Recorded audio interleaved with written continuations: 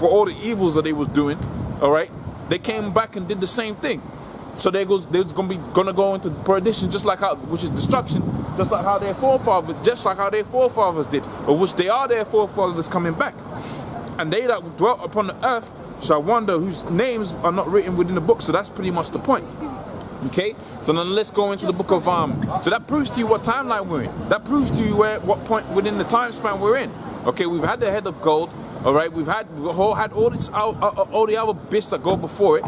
Now we're in the last, like Dr. Strange said, we're in the end game, man. We're in the end game. Okay, so now let's go into the book of Job, the 20th chapter, and finish that up. So Job, the 20th chapter.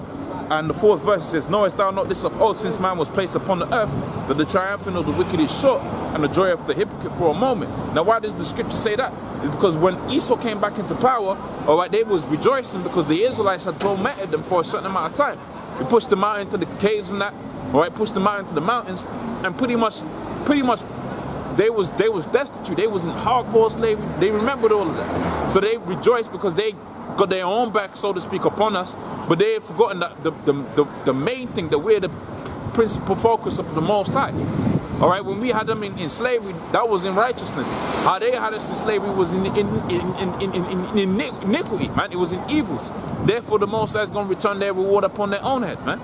Okay, let's go to the book of Isaiah, the 63rd chapter, to prove that. Isaiah 63.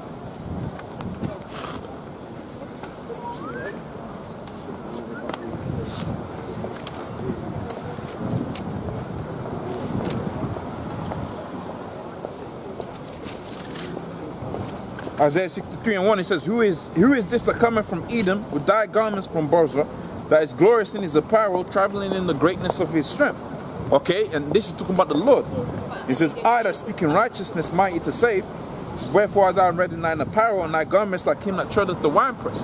So basically, he's seen the vision, and he's seen a man traveling in the greatness of his strength, and pretty much it was as if he was pressing grapes.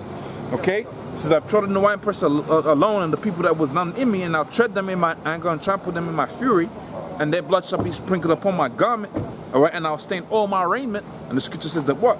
For the day of vengeance is in my heart, and the year of my redeemed is come. So the year of the Lord redeeming his people is we're in that time.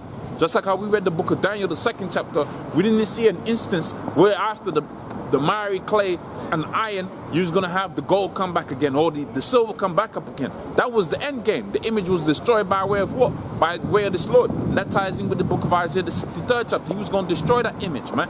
And he was going to set up what? He was going to set up the 12 tribes of Israel to rule on the earth and to rule within righteousness. And that goes into the 2nd covenant, because here it is, if you don't have the 2nd covenant established, all right, if you don't have it to where the 2nd covenant is going to be established, all right, with the 12 tribes of Israel, you wasn't going to have peace upon the earth. Because the Lord will set up the 12 tribes of Israel. There's no 2nd covenant. They'll start going off again. And then we just repeat the cycle all over and over again. Okay? Job 20:6, it says, Though his excellency mount up unto the heavens, and his head reach unto the clouds, yet he shall perish forever like his own dung. Yet they which have seen him shall say, Where is he? All right? They're going to be like, Where is this dude, man? All right? Because people gonna raise up their children, all right, within the kingdom of heaven. They're gonna raise up their children. They're gonna they're gonna tell them stories about the most evilest time that's ever existed within the planet Earth, and they're gonna be like, well, where is this dude? Well, pursuant to the book of Obadiah, which I said I might get back, and I'm gonna have to go back to it now. Pursuant to the book of Obadiah, all right, once this man's had his run and he served his time in captivity, pretty much he's gonna be bound and burnt, man. Okay, the book of Obadiah. The 18th verse says, The house of Jacob shall be a fire, and the house of Joseph shall be a flame, and the house of Esau for stubble, and they shall kindle in them, and they shall devour them, and there shall be there shall not be any remaining of the house of Esau, for the Lord hath spoken it. So there ain't gonna be left one Edomite out there, all right. That's just gonna be sitting there. They're all gonna be destroyed. That means to say, if that scripture is in existence, then Cornelius cannot be an Edomite. Okay, he's going to be an Israelite, because the Lord was going to have mercy upon it. Okay, So continuing, I'll read it again. It says, and the house of Jacob shall be a fire, and the house of Joseph shall be a flame, and the house of Esau shall be for stubble, and they shall kindle in them, and they shall devour them, and there shall not be any remaining of the house of Esau, for the Lord hath spoken it. Okay? So now let's continue. The book of Job, the 20th chapter. Alright? The book of Job 20 and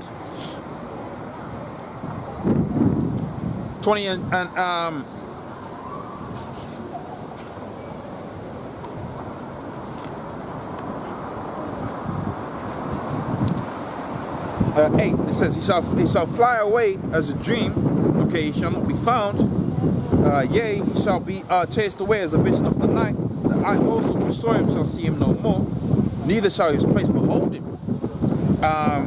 Continuing, 10th verse. His children shall seek to please the poor, and his hands shall restore their goods. Right, his bones are full of the sin of his youth. Right, which shall lie down with him in the dust. Though wickedness be sweet in his mouth, though he hide it under his tongue, though he spare it and forsake it, he forsake it not, but keep it still within his mouth, yet his meat in his bowels is turned. It is the gold's asp. Okay, 5th verse. He swallowed down riches, because they went up into all of these different countries and stole the riches of all those different countries, man. Okay, they're thieves, man. They're the original thief, the original murderer. Okay, continuing. Though wickedness be sweet in his mouth, though he hide it under his tongue, though he spare it and forsake it not. Right, but where am I reading? 15th verse. He has swallowed down riches, okay, and he shall vomit them up. All right, the Most High shall cast them out of his belly. Okay, 16th verse. He shall suck poison of the asp, the viper's tongue shall slay him. Right, 17th verse. He shall not see the rivers, or the floods of the brooks, the honey, the butters, which is what the so-called New World Order they're walking towards. That which he had labored for, that shall he restore, and shall not swallow it down. According to his substance shall the restitution be. He shall not rejoice therein, because he had violently oppressed. And forsaken the poor. Let me read that again. Because he has oppressed and forsaken the poor, because he's violently taken a house which is builded not. America, he went up into there and they violently took that away. All right, and many other places they've gone in there with their guns. All right, with their military, and taken, you know, that doesn't belong to them. Continuing. Surely he shall not fear the quietness in his belly. Alright, he shall not save of that which is desired. There shall none of his meat be left. Alright, and therefore shall no man look for his goods. In the fullness of his sufficiency shall he be in straits. Every hand of the wicked shall be upon him. When he is about to fill his belly, the Most High shall cast his wrath upon him. Alright, and he shall rain upon him whilst he is eaten. He shall flee from the iron weapon, which we read earlier. Alright. The ball of steel shall strike him through. He is drawn and cometh out of the body. Yea, the glittering sword cometh out of the galls. All terrors are upon him. All darkness are hidden in his secret places. A fire not blown shall consume him. Alright, and it shall go ill within him that is left in his tabernacles. And here's the kicker. 27th verse. The heavens shall reveal his iniquity. Because when people are going to look up into the skies,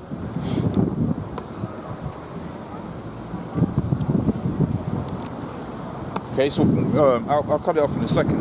I'll read a bit of Revelations, the 18th chapter, and call it quits there.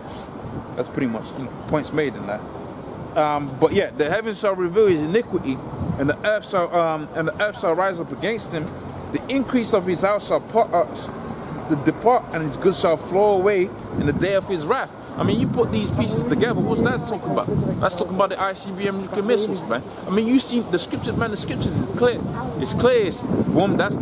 This is the time point we're in. Okay, relevant to the image. All right, you had the inception of the ICBM nuclear missiles, which is gonna be what? A fire not blown and all that, man.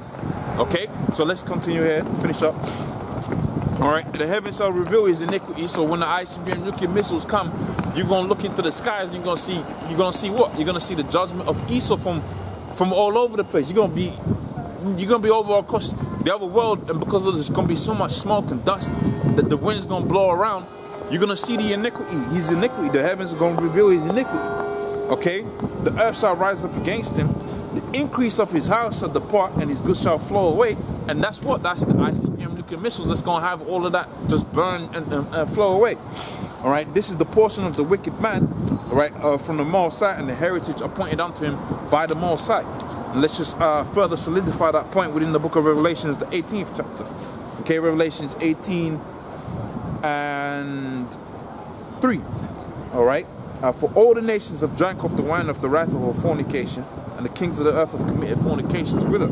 Okay? And the merchants of the earth have waxed rich through the abundance of her delicacies. And that's when, remember I was talking about the money that these different countries have made through America? Okay? They've waxed rich through that. China has become a major player because it's basically, it supplies the entertainment, okay, clothing, whatever you want to call it. America buys it from China. All right? And all these other different countries, the Arabs, you talking about Arab money? No, that's the dollar, man. That's the petrodollar. That's how they got their money up. Okay?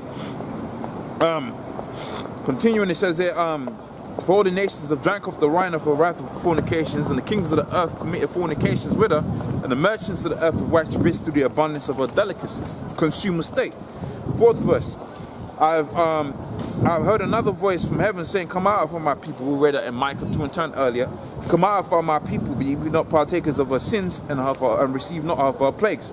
For her sins have reached unto heaven, and the Most High hath remembered her iniquity. So the Most High remembered the killing of the Negroes, Hispanics, Native Americans. He remembered all of that.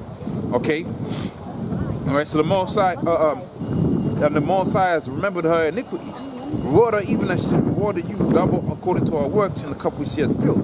How much she hath glorified herself and lived deliciously, so much torment and sorrow give her. For she saith in her heart, I said, Queen, I am no widow, because they have seen no loss of men through any major war. Okay, 7th verse. Therefore shall her plagues, another word for plague is curses, okay, come in one day. And we read about the curse that goeth forth over the whole earth to destroy it. Come in one day, death, mourning, famine, and she shall surely be burnt with fire, for strong is the Lord that judgeth her. And the kings of the earth who committed fornications and lived deliciously with her shall bewail her and lament for her when they shall see the smoke of her burning. By way of what? By way of the ICBM nuclear missiles that the Lord put it within their spirit to create. All right? Standing afar off saying, alas, alas, that great city, that mighty city, for in 1 hour has thy judgment come. Okay, so pretty much that, you know, y'all about Shimmy outside Rotters, I'll be out here. Okay, my next opportunity, you know, all praise unto Yahweh Shimmy outside Wahara Kakadash. Double honors unto the apostle, great millstone, and ownership of us that be pushing this truth in sincerity. All right, shalom.